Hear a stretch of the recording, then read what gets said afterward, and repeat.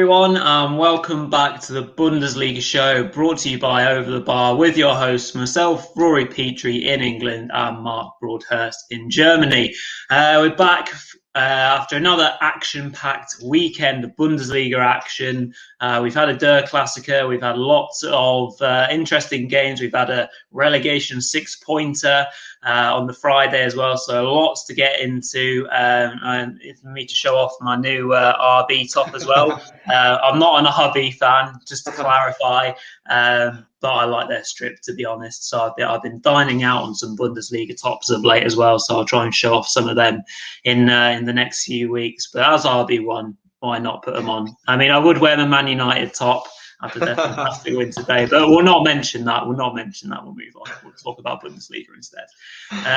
So if you guys haven't subscribed already to the show, please do so. Click that big red button and help us along our journey. If you do watch the show and you're a regular, spread the word. By all means, help us. If you like in tweets, retweet, share on Facebook or whatever you can do, recommend the show. Obviously, we really enjoy our regular viewers getting involved. So if you're new to the channel, get involved as well. So as per usual, we'll head over to Mark right now for Mark's mystery anagram. So he'll take us through the answer of last week's and, of course, reveal the new one for this week. So Mark, over to you. Absolutely, yeah. I don't know what's worse there, Rory, Man United or RB Leipzig in the eyes of the German people, yeah. I just like to... Sorry, RB fans. Yeah, I like you, really. Trust me, I like you, but I know most Germans don't like you. But yeah. Okay, so over to Mark's mystery anagram for this week. So let's start by recapping last week's Mark's mystery anagram, which, as you can see on the bottom of your screen, was enable oily. And I'm pleased to say that we did actually have someone who got it correct this week, and it was our very own OTB editor, Paul McGarrigy. So congratulations to you. And it was indeed Leon Bailey. So yeah, it was Leverkusen's excellent wide forward, Leon Bailey. So congratulations to you, Paul. Maybe we'll see him at Man City in a year or two. Who knows? So yeah, I'm going to stick your name on the screen as well. There we go. Paul from OTB. Yeah. So congratulations, Paul. Yeah. Bravo. You're the first one to get it correct in a few weeks, actually, as well. So yeah, well, fair play for that. So let's have a look at the week 24 anagram now, which, as you can see on the bottom of your screen, is richer fuss. So it is two words, R-I-C-H-E-R, then the second word, fuss, F-U-S-S. So remember, if you're listening at home, make sure to comment on our YouTube channel. We respect any answers, even if it's just completely wrong and you're 100% sure it's wrong. We appreciate the effort, and we really enjoy. We want to know our fans and we want to know our watchers. So remember to comment, even if it's nothing to do with the anagram. Comment anyway. So yeah, it's about anything really, and obviously on our prediction show as well, which will come later. So yeah, just make sure you're interacting with us as much as possible on that. So remember, it has to be a player, a manager / coach, or a club from the top tier of the Bundesliga. So enjoy, have some fun. If you're listening on the podcast, just make sure you're interacting with us as much as possible. Great stuff. So let's have a look now at the results for what's becoming the title race, and the relegation race is really starting to hot up now. So it's been another really big weekend of action. So let's have a look at what the results were for week 24 of this season. So starting on Friday night, we build this game up to be a real big 6-pointer, that it was the last chance saloon for Schalke. But I mean, to be honest, it was a dire game. Yeah, I was looking forward to this one on Friday night and I was disappointed. Finished in a 0-0 bore draw. I think we can both admit that. Moving on to Saturday, another perhaps slightly disappointing game, which resulted in a big 1-0 away win for Leverkusen in Gladbach against really ailing Gladbach at the minute, who've dropped into the bottom half of the table now, incredibly. Then we had a 1-1 draw between Frankfurt and Stuttgart. We had, for me, a very impressive 3-0 win for Leipzig, a very professional 3-0 win away in Freiburg for RB Leipzig. Then we had a 2-1 win for Hertha Berlin, the first win in 11 games for Hertha at home to Augsburg. We had an excellent 2-1 win for now fast improving Hoffenheim at home against high-flying Wolfsburg. Their first defeat in 12 games as well, that was for Wolfsburg. Then it was Der Klassiker, and that one didn't disappoint. A fantastic come-from-behind 4-2 win for Bayern Munich over Dortmund. Fantastic game of football, had chances at both ends. Then we mentioned that it was a relegation Sunday, really, didn't we? The focus was more on the relegation. And to be honest, it was two slightly disappointing games. The 1-1 draw between FC Cologne and Werder Bremen. And then a 0-0 draw in Frank Kramer's first game in charge for Bielefeld at home to Union Berlin ended goalless. So that's the scores on the doors for week 24. So let's get down to the analysis. So obviously we start with OTB's featured four, which is mine and Rory's big four games of the week. And this week we're going to focus mostly on the top four / title race. So let's have a look at some of the games. So obviously there's no better place to start this week than Der Klassiker. It almost never disappoints, this game. Probably one of my favorite games in the European calendar every season. And it ended in a 4-2 win for Bayern Munich against Borussia Dortmund. But I mean, the scoreline doesn't tell the full story at all in this game, does it, Rory? What did you make of that one? No, it doesn't tell the full story, not at all. It was a very, very entertaining game to watch, as I think we could have quite easily predicted. Two teams that love to attack and two teams that love to concede goals as well at the moment, certainly this season anyway. So, yeah, I mean, certainly a bit of a shock, well, a big shock, how quickly Dortmund came out of the blocks. Led after 74 seconds thanks to the man himself, Erling Haaland. Obviously, a slight deflection on the first goal, but great strength and composure to hit that. And then he's on the end of the second goal, in the right place at the right time, getting on Thorgan Hazard's cutback. So, yeah, Dortmund are in dreamland. Excellent start, certainly had Bayern on the ropes, and it was a really impressive start from the BVB. However, the inevitable kind of feel of the game started to change. There certainly was one really big moment in the game, which sometimes kind of gets skipped over in the analysis and things like that. I want to mention is when Dortmund had a break at still 2-0, and Meunier has a great opportunity to either shoot or put the ball on the plate for Haaland, who I think is the player who's in the box. If they get that right, it's 3-0, and then, I mean, that's a real mountain to climb for Bayern. But he gets it wrong, and obviously they end up defending it and clearing it Bayern, and then the comeback starts with the inevitable Robert Lewandowski, again on the end of a bit of good work from Sane. I'm sure it's a shot, but obviously, you know, he gets on the end of it. And then the penalty, obviously at first it kind of gets ignored by the referee. At first view, to be fair, I thought it was a bit of nothing as well, but replays did show that Dahoud, who's been one of the form players for Dortmund, ironically, ends up being the villain in this circumstance, because just before half-time, as always, Bayern get a crucial goal. I mean, it's just a killer, isn't it? For any team, you know, you've got to try and hold a lead against Bayern going into half-time. They're a tricky enough beast to hold off for, you know, that long. You're not helping yourselves, unfortunately, by conceding so late on in the half. And then, so the second half was a bit of a stalemate, give or take, until around the hour mark, where I think obviously those of you who did watch the game will know that Haaland was brought off, and there were suggestions that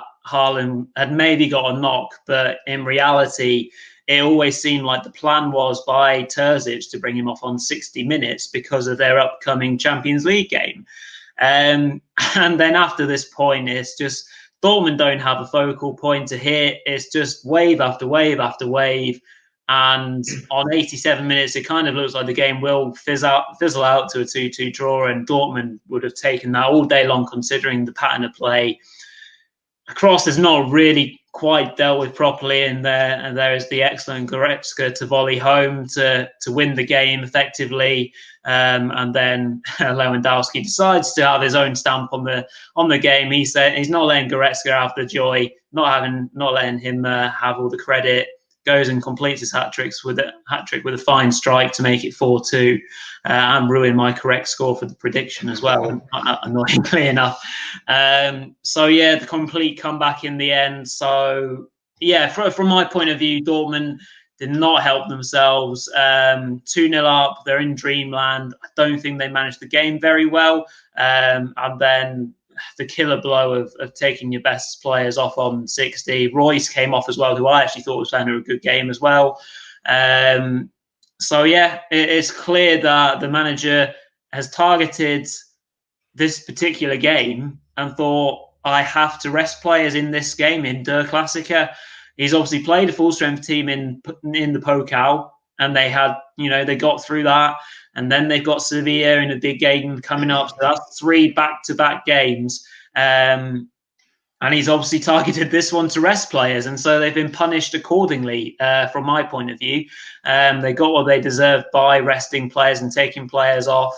No Sancho or Guerrero, which obviously they had knocks, but could they have played some part? Who knows?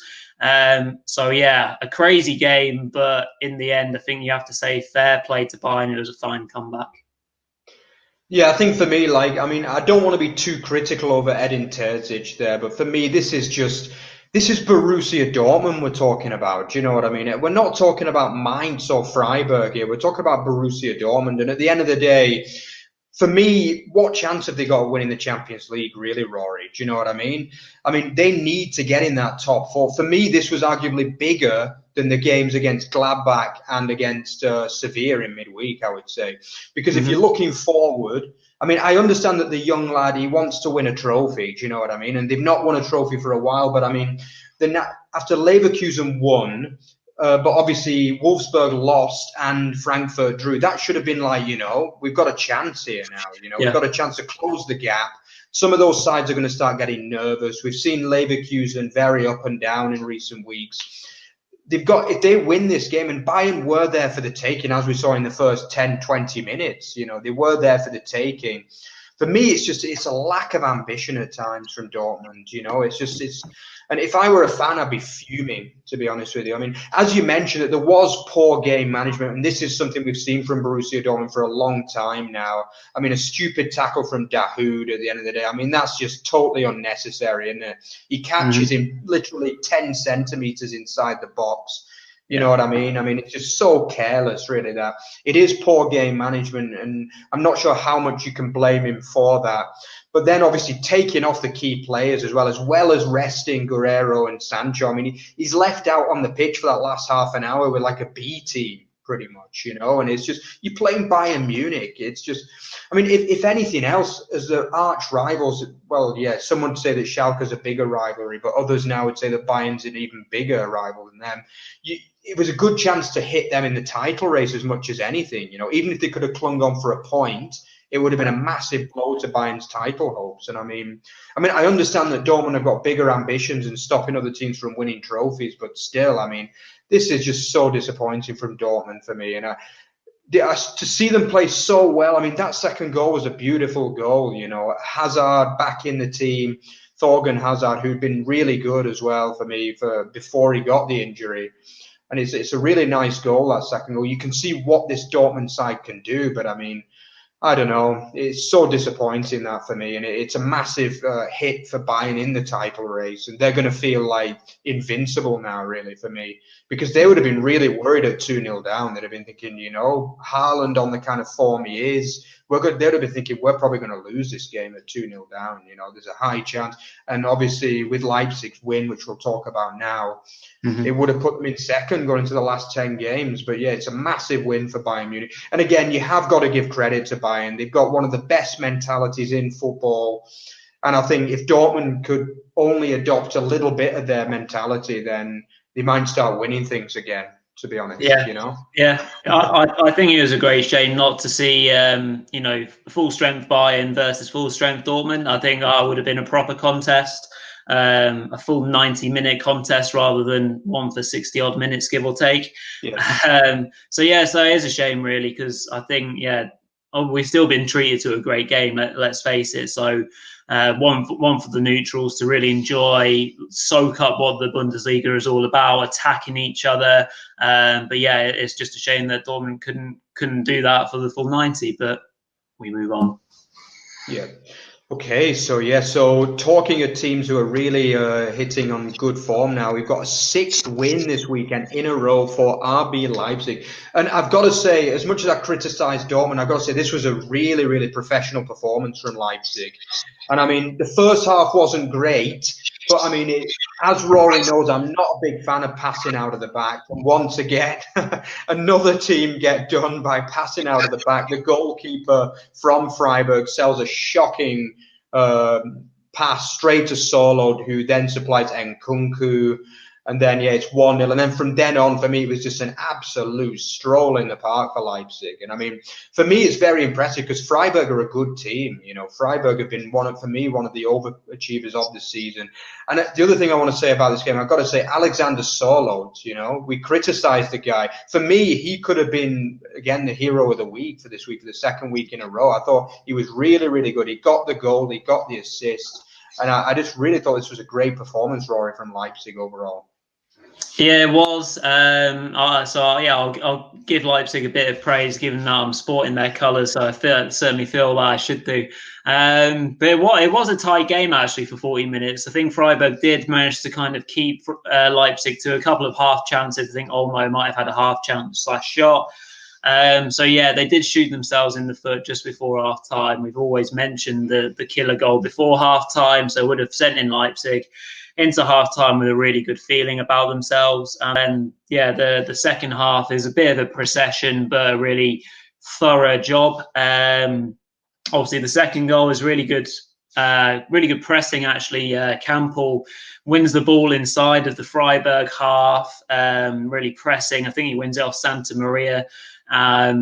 Plays in Nkunku, and he's incredibly unselfish to play it across to let Solov have another goal.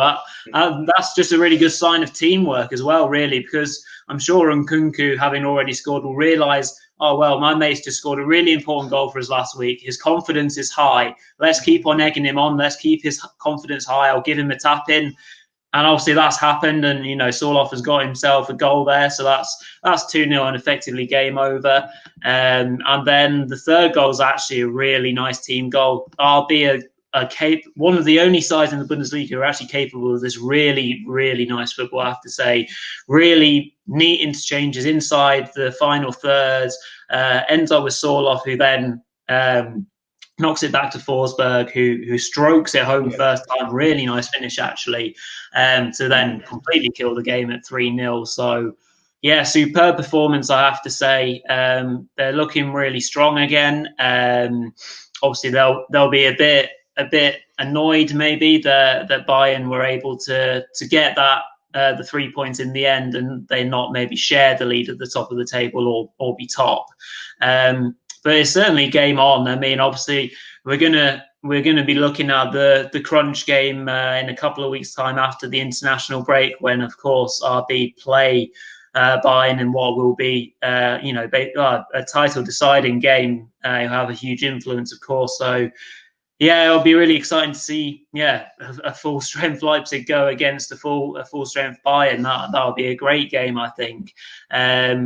Looking ahead, Leipzig, it'd be interesting to see what Leipzig do midweek. Obviously, they're 2-0 down to Liverpool in the Champions League. I mean, certainly the way that both teams are playing, even though Leipzig are 2-0 down, they've surely got to go and have a go at Liverpool. I mean, I think Liverpool rested a few this weekend, and as a result have been done by Fulham. But it'd be interesting that. Back to the Bundesliga stuff. Great win for Leipzig, thoroughly professional performance, and yeah, who knows? Who knows what might happen in the next 10 games or so? They're looking strong, and yeah, we might have the first ever title for RB Leipzig on our hands. Yeah, I mean, for me now, they've just got to see it as like it's still in Leipzig's hands as well, remember, because as you say, they do still play Bayern Munich. So if they win the last 10 games, then they will. I mean, I know it's a big ask, but we've seen teams do it before. Sometimes you have to do this to win these titles. You've got to keep going, you've got to keep winning. And it is in their hands with 10 games to go. And if you'd have given them that at the start of the season, they'd have definitely taken it.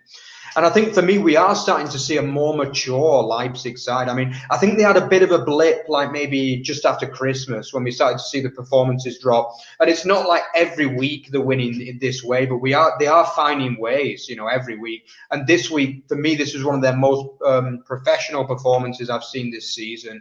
And I actually tipped this to be a draw, and I just thought they were fantastic, really. As for Freiburg, though, it was the other side. I think there were a lot of mistakes in there, individual mistakes. It was they were below the best, Freiburg, Yeah. But I mean, you've got to filter that in there. I mean, they were well below the best. Obviously, we mentioned the mistake. Probably the first two goals were kind of like mistakes, really, I guess. But still, I mean, a lot of it was pressed by the pressing of Leipzig. But yeah, I mean, I think Freiburg, they don't need to worry too much about this because obviously they've had an amazing season. This is obviously they won away at Leverkusen last week. You're not going to win every game, but it's just, I think they were a little bit off the boil, to be honest, this week. I think for me, this was one of their poorer performances of the season. And it does seem as though they don't like playing RB Leipzig as well because they have an extremely poor record against Leipzig. So it could be a bit of a head-to-head that just doesn't match up well for Freiburg, really. I think. Yeah, one very last point on Leipzig, actually. I think something I actually wrote about in my recent piece, actually, for Over the Bar is in relation to Nagelsmann's team selection. He's been massively helped by the fact that the likes of Poulsen, Sorloth, and even Hwang, to a certain aspect, their bigger kind of target men have come into some form because he was having to try and use, say, Danny Olmo as a false nine. Yeah. I just don't think it really worked. We saw it against Liverpool in the first leg. It just didn't really test the back four as they would do when they've got a natural striker on the pitch. So the return to form of those three players, give or take, I mean, that is really important for RB. So yeah, it helps Nagelsmann out a lot. Yeah, without doubt. Absolutely. Okay, so let's move on to our third feature game, which was probably one of the shocks of the week, really. But then again, I thought Hoffenheim were magnificent in this game. Like I thought we've seen Hoffenheim as a side that they've grown into the season for me, And I think this was like a culmination of an excellent period of form from the Hoffenheim boys. I mean, I don't think Wolfsburg were bad in this game by any means, but I think obviously the first goal coming through Baumgartner, I mean, we've talked a lot about Casteels. I mean, there was no saving that one, was there? I mean, he absolutely hammered that one. It ricochets down, then up into the back of the net off the bar. That was a great finish. Then we see a fantastic through ball from Schlager, just onside in his own half. At first, I was thinking it must be offside, that one. But then you see that he's still like literally 2 centimeters inside his own half. Then Wout Weghorst, he does what Wout Weghorst does, and he buries it comfortably. And then what did you make of the rest of that one then, Rory?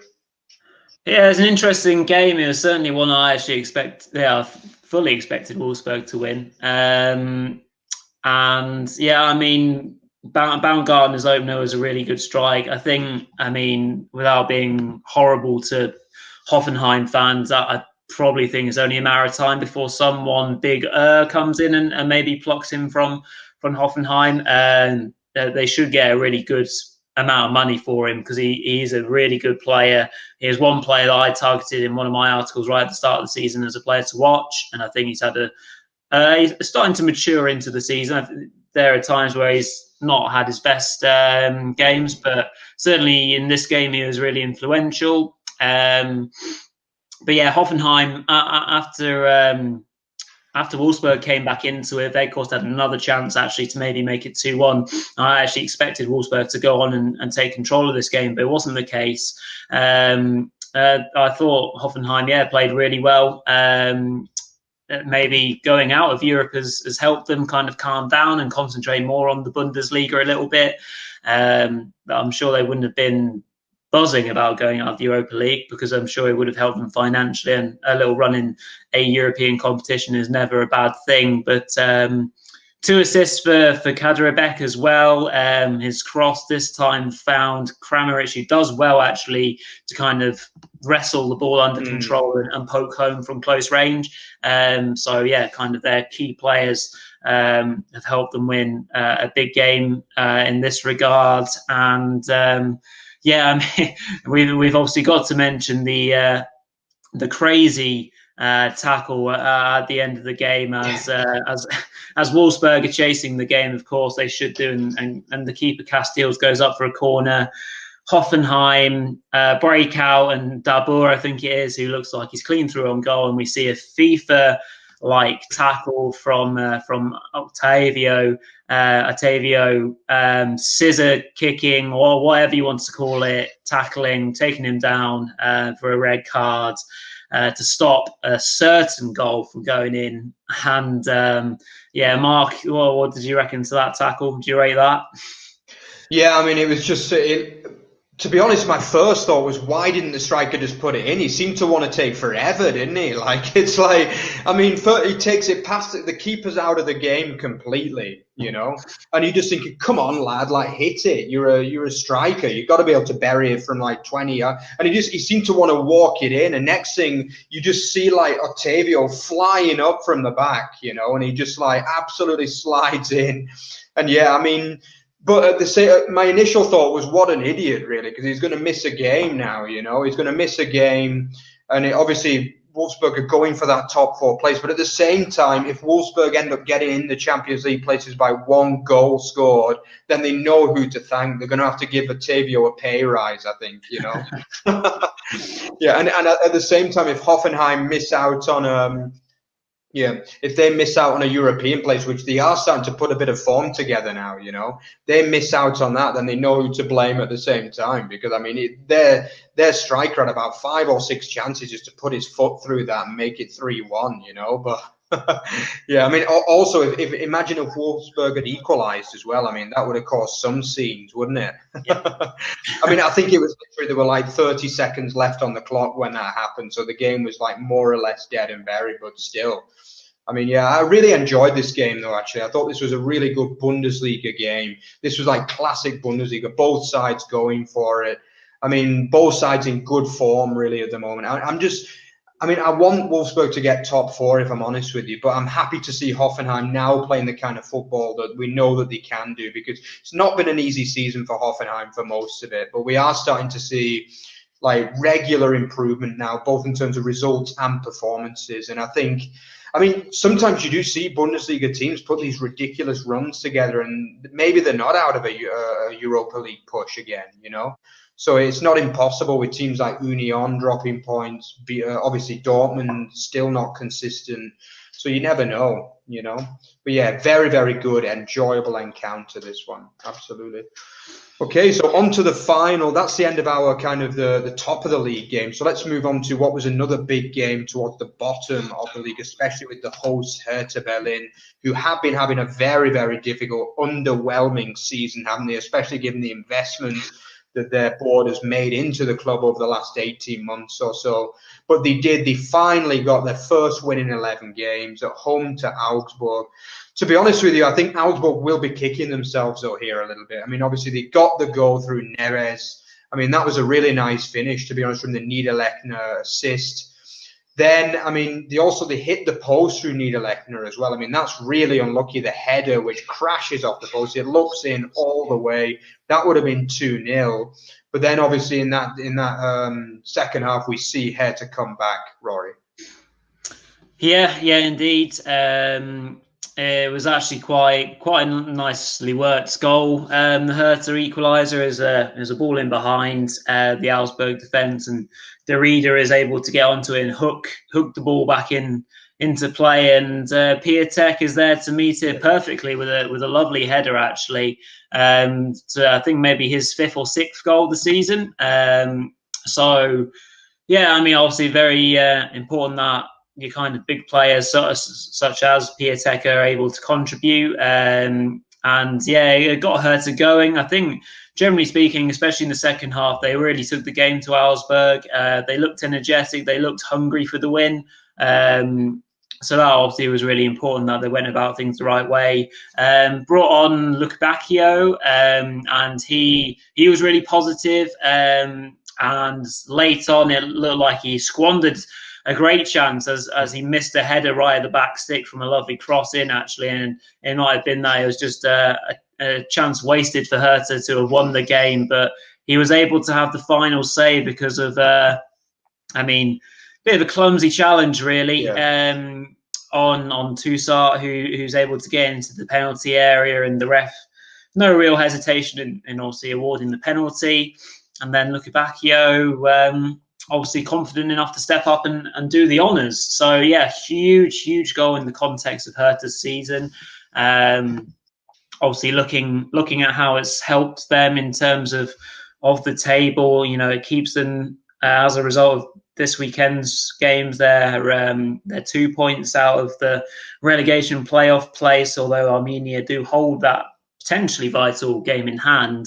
And pretty much every team in the bottom 5 did pick up points this weekend, so it's crucial, absolutely crucial, that Hertha did get a really needed win, especially at home, considering their struggles in the Olympiastadion.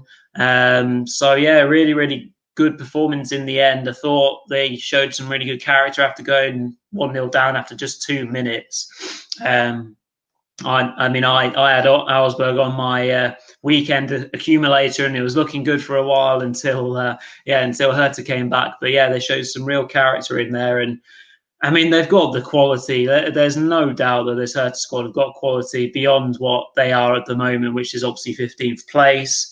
So that might galvanise them now, and they might go on a little run to get themselves out of trouble. But for now, they're still well within trouble, despite a good win.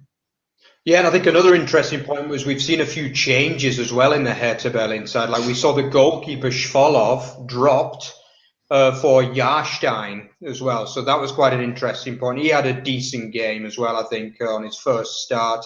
Obviously, as well, we also saw maybe a shock, Matteo Gondosi.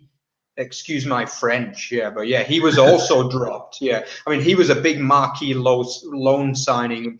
For me, he's always been a player that's kind of underwhelmed a little bit. I know he was really highly rated at Arsenal in his early days, and I thought he'd done pretty well in his early days at Hertha Berlin, but he's one of those players that just seems to go in really bad runs of form, doesn't he? And he didn't start this week. He was replaced by Askibar, who I think was making his first start this weekend. But then obviously Gondosi comes on at half time, so he does have some kind of impact. He's quite an industrial midfielder, but yeah, quite interesting to see that Dardai, now the new Hertha Berlin coach, is starting to make a few changes as well.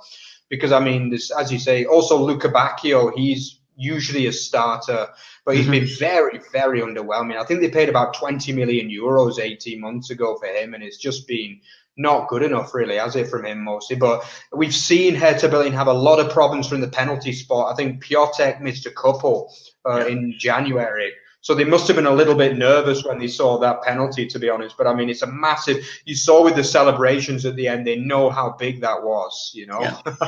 If they miss that, it's just Groundhog Day, isn't it? They miss that. So yeah, he's put it away really well amid the big celebrations from the Hertha bench. It's a massive win for them. As for Augsburg, I think, they're pretty much safe, barring like a terrible end of season run. They probably just need another 4 or 5 points to be 100% sure that they don't end up in that relegation playoff place. But yeah, good win for Hertha. I'd like to see them pick up, because my early season predictions, I think I had them down for 6th or 7th, which is a bit embarrassing. But yeah, let's hope that they can pick up for the capital club, because it's always important for a country to have strong capital clubs. Obviously, we've seen Union Berlin having a really good season, and I would like to see Hertha kick on from here and go on to stabilise themselves into that mid-table area. So That's the end of our featured four for this week. So let's round up some of the other games now. Yeah, I think those games were like by quite significantly the best games this weekend. Actually, some of the other games weren't the most entertaining. But let's start with the obviously one of the big games of the week on paper, but it was two very off form sides, wasn't it? With Leverkusen's 1-0 win in Gladbach. I didn't think this was a great game, to be honest, but I think the result's massive. I mean, it's a massive win for Leverkusen, that one, because it really gives them impetus. And now, with some of the other results this weekend, it's giving them a chance back in with a shout at the top four, Rory. Yeah, definitely. Really big performance. Yeah, I did watch the majority of this game, and I was a bit disappointed, unfortunately. There, I thought because of both teams being slightly off colour, there might be quite a few goals.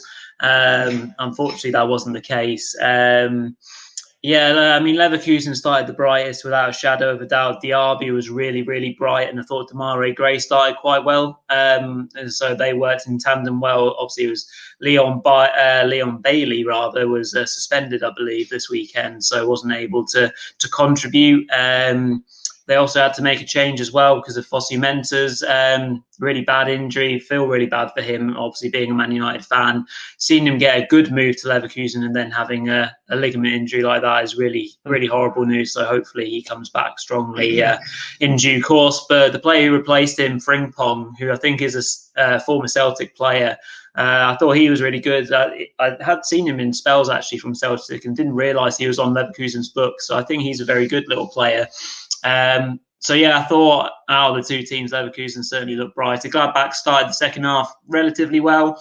It looked as if they might have won themselves a penalty, as Frimpong, as I was just singing his praises, actually gave away a penalty. But luckily for him, it was chalked off because I think of an offside in the build-up to that.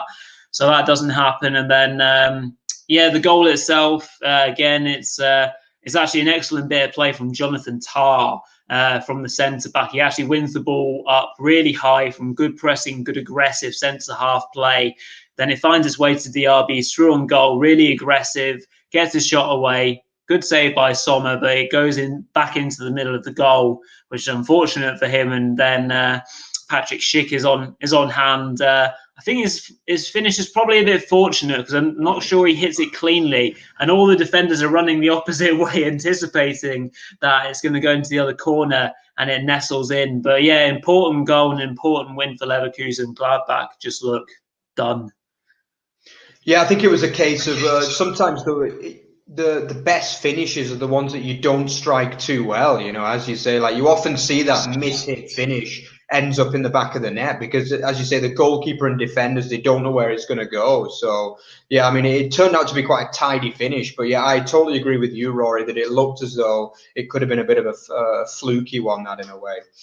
But, yeah, okay, so moving on from that one, onto the Frankfurt 1, Stuttgart 1 game. I mean, this was a pretty good game. I think the key moment, really, the first half was mostly Frankfurt, missed a few chances. But then I think most of the incident in this game was in the second half, wasn't it? I mean, it's that man, Filip Kostic. I mean, he's had a brilliant season, hasn't he?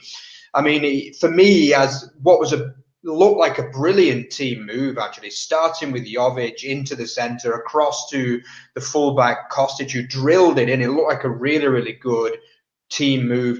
And then it was one of them, wasn't it? It was one of those armpit offside from Jovic. I thought that was a little bit unlucky, to be honest with you, because I like to see those goals given, to be honest with you. I mean, call me a traditionalist. I know it's against the rules, but yeah, I mean, that's a little bit harsh, really, for me. But yeah, they get the goal disallowed. And then, I mean, Stuttgart, they didn't do a lot in this game. It was a different kind of Stuttgart performance. We're used to seeing them very dynamic, scoring a lot of chances. But this was more of a backs to the wall kind of Stuttgart, which we've not seen that much this season. But yeah, I mean, that man, Kaladzic, you know, the long ball forward. And it's a bit of a fluky goal, to say the least. And I think his celebration says everything, really. He doesn't even celebrate, really, does he? You know, it's a bit of a fluke, that one. But then less than 60 seconds later, almost a mirror finish from Kostic as well. It was a mirror finish, drills it in from the left side, bangs it in. It's 1-1. And then, I mean, were you a bit disappointed that Frankfurt didn't go on to win that one in the last 20 minutes, Rory?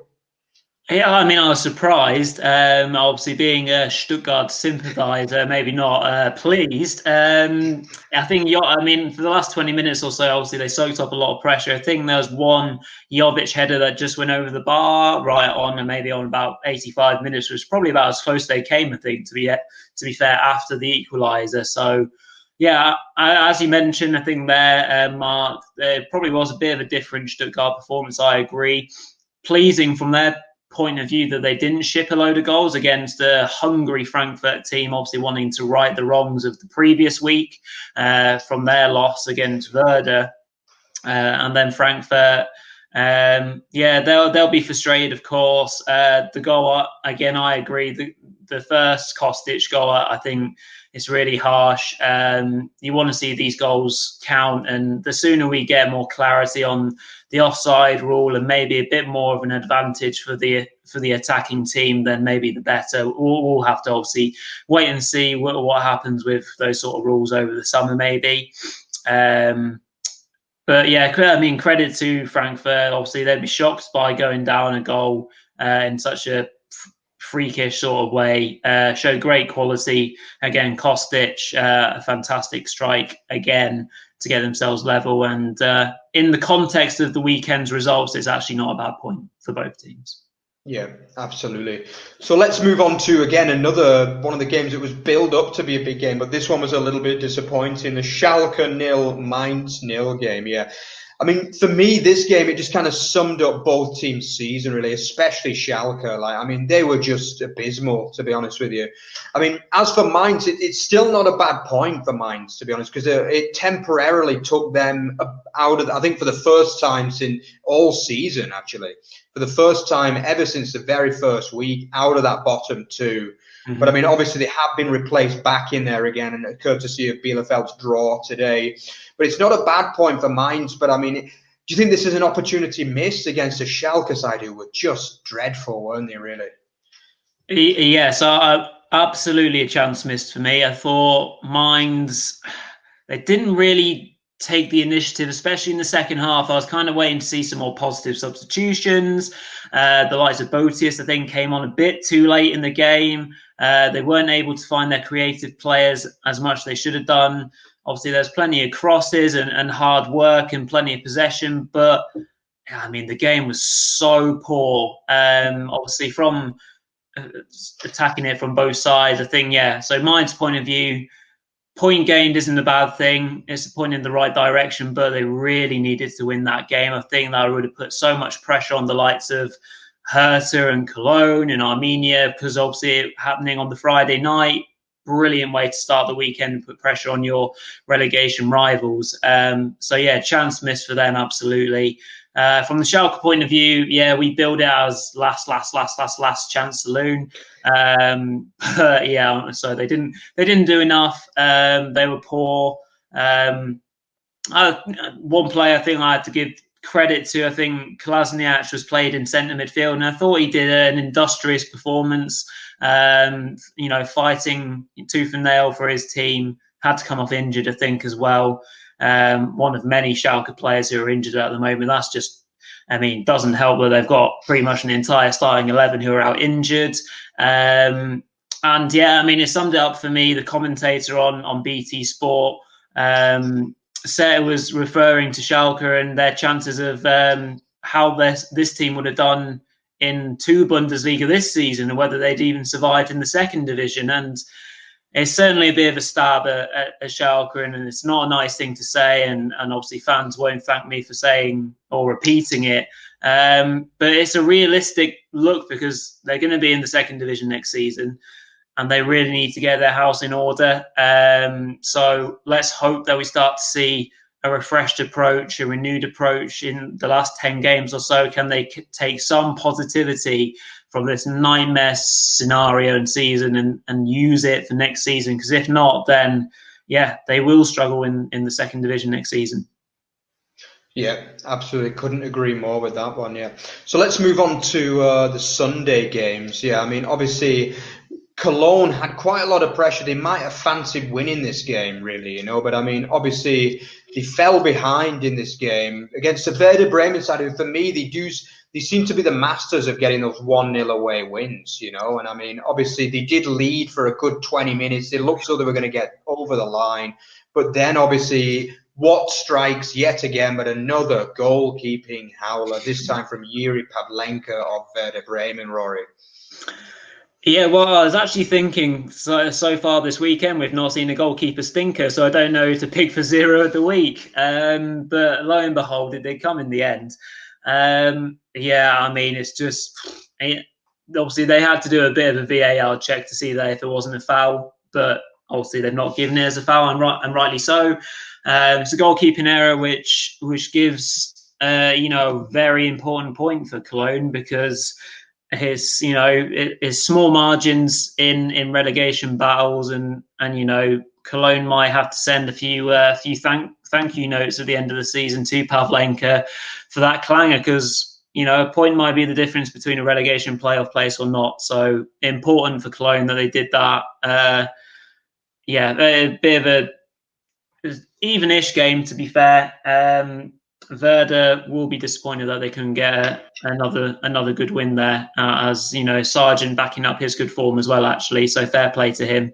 But yeah, 1-1, good result for both, I guess, in the end. Yeah, I think my issue with Cologne is that they don't win enough home games. I think that's a really big problem for them. We've mentioned that they have had big away wins this season. They've won at Gladbach, they've won at Leverkusen,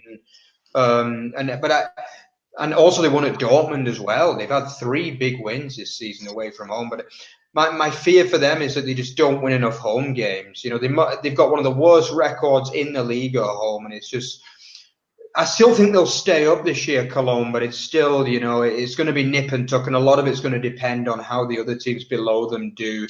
They've got a little gap, which is important at that level. The goal difference isn't too bad as well. But I mean, you're probably just looking for them. They might still need another 3 wins this season, maybe, to stay up. They should be able to get that, but they've got to push on with that home form. That's for sure. Okay, and then a second 0-0. We're not used to 0-0s in the Bundesliga. That we really don't get many at all, But yeah, we've had 2 this weekend, and the second one came between Bielefeld and slightly off form Union Berlin. But yeah, I mean, the main thing I want to talk about in this game, Rory, is obviously the sacking of Uwe Neuhaus on the 1st of March, obviously last week. I mean, to me, this is just a brutal decision, Mm-hmm. I mean, this is a man who's brought Bielefeld up against all odds last season, because they weren't one of the favourites to come up, Yeah. And I mean, for me, they've competed nobly, really, this season. Yeah. I mean, obviously they are the 3rd from bottom, but I mean, what more do you expect? You've spent your marquee signing was Van der Horn from Swansea. You know what I mean? I mean, that was the marquee signing, and he doesn't even get in the team. Yeah. So, I mean, surely, I mean, this is a brutal decision, Rory, surely. Yeah, for me, it's mixed thinking from the board that because they're a Bundesliga team now, they're a big deal, so to speak. I think the expectations of the board have gone too high, and I completely agree. I think to be in a relegation playoff place with 10 games to go, if you'd offered them that at the start of the season, surely they would have taken that. They were odds on to be rock bottom this season. Pretty sure we both backed them to be 18th and not a single place or point higher.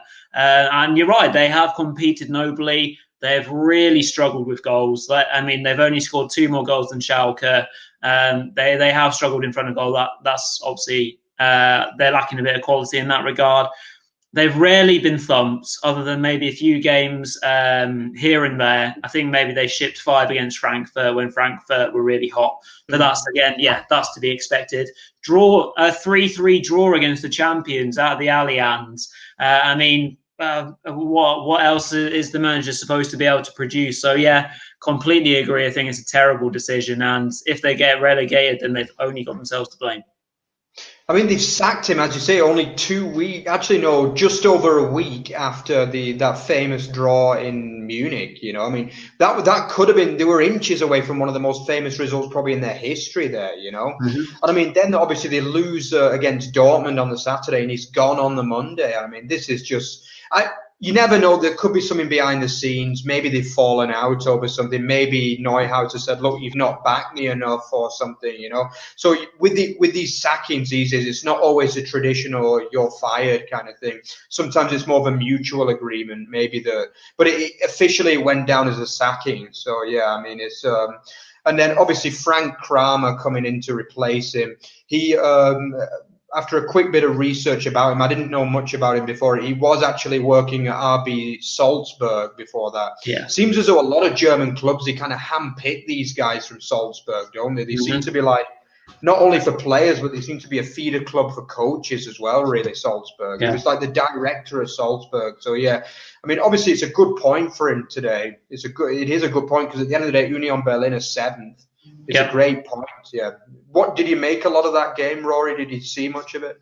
I didn't see much of it, but yeah, I agree. I think obviously Union a bit off colour at the moment, so I think it was an ideal opportunity for Armenia to pick up some points.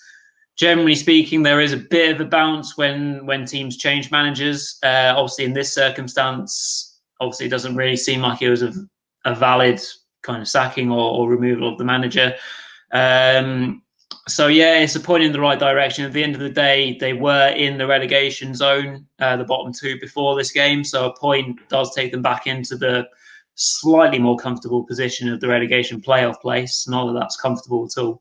But, yeah, it could well be a key point by the end of the season. So, yeah, Bielefeld will be much more pleased than Union will be. Absolutely. So let's round up this week's show by having a look at the hero and zero of the week. So, Rory, do you want to introduce the hero?